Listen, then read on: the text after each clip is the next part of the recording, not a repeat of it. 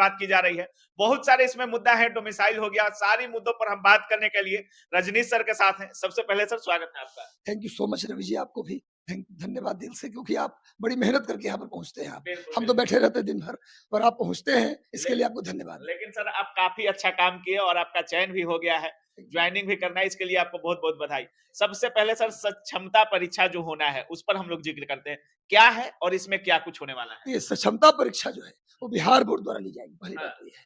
और कुल मिला के 4 परीक्षा होनी है, कुल मिला के 4 परीक्षा टोटल। अच्छा। उनमें से हर कैंडिडेट को 3 परीक्षा देना है, लेकिन 3 अनिवार्य नहीं है, 3 टोटल देना है, किसी एक में पास कर जाना है। अच्छा। जिसमें जिसमें वो पास मतलब पहले ही अटेम्प्ट में पास कर गए तो आगे के 2 परीक्षा 3 परीक्षा को देने की जरूरत नहीं है।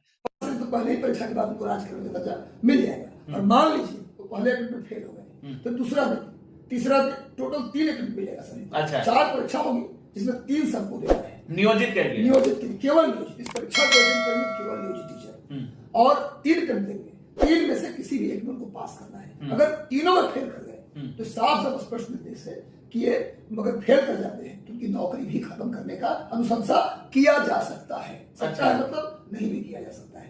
कहने का मतलब कि अगर तीनों में फेल हो गए तो आपकी नौकरी भी जाने की संभावना बन सकती है। मतलब 3 में आपको पास करना होगा, 3 में पास करिएगा तभी आपको आगे शिक्षक बनने का मौका मिलेगा। ये परीक्षा कंप्यूटर बेस्ड होगा, सीबीटी टेस्ट। हाँ, कंप्यूटर बेस्ड टेस्ट होगा, जिसमें आपको कंप्यूटर में वही आपको मार्क्स नहीं मिलेगा, कंप्यूटर में ही मार्किंग करना पड़ेगा आपको। इसलिए थोड़ा प्रैक्टिस बच्चे कर रहे कंप्यूटर के आधार पर। 150 प्रश्न सभी सेक्शन में होगा, प्राइमरी के लिए 150, मिडिल के लिए 150, 6 to 8 में 150, 9 10 में 150, 11 12 में 150, सभी में 150 प्रश्न होंगे। भाषा सभी में 30 नंबर का अनिवार्य होगा, 40 नंबर का जीएस सभी में अनिवार्य होगा। बाकी 6 to 8 में कॉम्बिनेशन होगा, 80 नंबर का, 9 10 में 80 नंबर का कॉम्बिनेशन। परीक्षा 26 तारीख को आएगी, 11 12 में कॉम्बिनेशन होगा। 26 तारीख को पहली परीक्षा होगी। 4 में से पहली परीक्षा 26 को जा रही है। अच्छा सर, एक बार डोमिसाइल नीति को भी लेकर छात्र काफी सोच रहे हैं कि क्या डोमिसाइल नीति को फिर से लागू किया जाएगा क्या? देखिए, डोमिसाइल पर कहना मेरे लिए कुछ मतलब अभी सक्षम नहीं है कहने में, क्योंकि इसके बारे में कुछ क्लियर नहीं है। जो पुरानी चीजें है, डोमिसाइल बिहार में लागू नहीं है अभी तक, कहीं डोमिसाइल लागू नहीं है। बाहर के बच्चे भी उतने ही एलिजिबल है जितना बिहार के बच्चे एलिजिबल है, खाली उनको आरक्षण का लाभ बिहार में नहीं मिलेगा, बस इतना ही है। अब डोमिसाइल लागू होगा कि नहीं होगा, एक बार नोटिफिकेशन आ जाने दीजिए, सरकार का स्टैंड क्या होता है इस पर हम लोग विचार कर ले। पहले भी मुख्यमंत्री नीतीश कुमार थे, अभी भी वही है, तो ज्यादा उम्मीद है कि डोमिसाइल लागू होगा। अब इस पर अभी तक क्या पियरिंग वालों को मौका मिलना चाहिए, जिस तरह से पहले परीक्षा में हुआ था, बीपीएससी फर्स्ट में हुआ था, क्या इस बार मौका दिया जाएगा? देखिए, अगर मिल जाए मौका तो बहुत अच्छी बात है, मिल जाए तो बहुत अच्छी बात है, क्योंकि तुरंत इसका एग्जाम हो जाएगा, रिजल्ट आ जाएगा, ज्वाइनिंग से पहले उनके हाथ में स्टेट और बीएड सब डिग्री होगी उनके पास, मिल जाए तो बहुत अच्छी बात है। लेकिन मुझे लगता है चांस कम है, क्योंकि मार्च में अगर पेपर होता है तो इस बार पियरिंग वालों को मौका नहीं मिलेगा।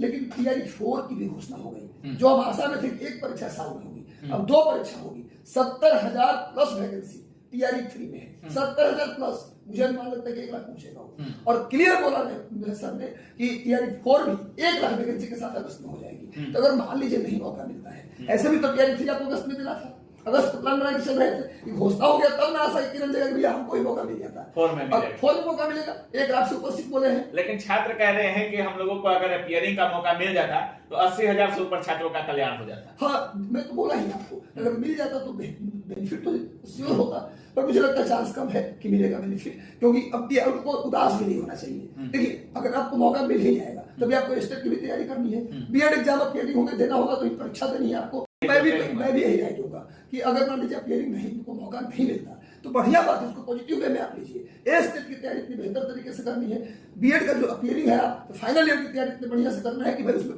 फेल हम ना हो, उसमें अच्छे से पास कर जाए, ताकि इत्मीनान से हमारे पास सारी डिग्री हो, फिर अगले बार हम फॉर्म भर सके। लेकिन छात्रों का कहना है कि टीआरई 1 में अगर मौका मिला है तो इसमें भी मौका मिल जाता तो हम लोग के लिए बेहतर साबित होता, क्योंकि जॉब हमारी जल्दी लग जाती है और हमें अपने कलम पर भरोसा है। देखिए, अपना सहूलियत के अनुसार सब लोग अपनी बातें करती हैं, अपना सहूलियत लोग देखता है कि मिल जाए मौका तो अच्छी बात है, सब लोग चाहता है। लेकिन देखिए, जो टीआरई 2 में क्या हो रहा है, टीआरई 2 में अगर नहीं मिला तो टीआरई 3 में मुझे लगता है कि नहीं मिलेगा मौका। लेकिन मिल जाए तो मैं भी कहता हूँ बहुत अच्छी बात है, सबको फायदा मिलेगा इसका।